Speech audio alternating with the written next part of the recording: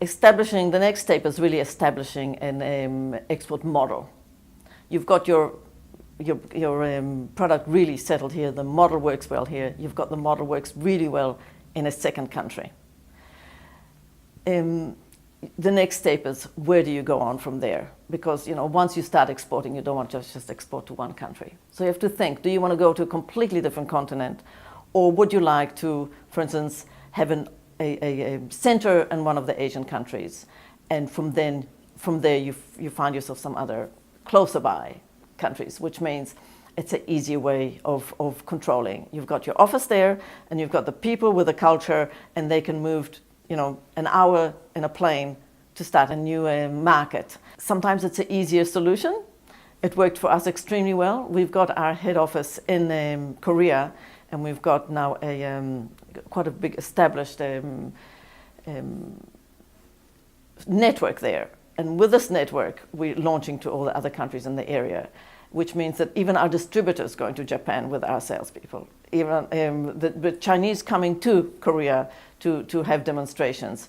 It's an easy way when you've got, it's a bit like people thinking, oh, I'm in New Zealand, I can do Australia. It's just across the water. It means that you've got less financial burden if you can use your headquarters in one country to launch into other countries. On the other hand, it's very tempting to go start in for instance, in the UK, New Zealand is a little bit the same kind of taste buds if you got a product regarding a food product, and it's tempting.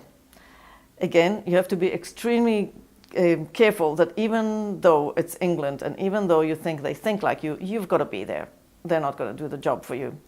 It's always tempting to go to further afield. So you have to figure out, first of all, is it feasible to send things to far away? Is it feasible regarding shelf life? Is it feasible regarding regulations in that country? You don't want to expand to places that you have to work everything again and start your whole research again.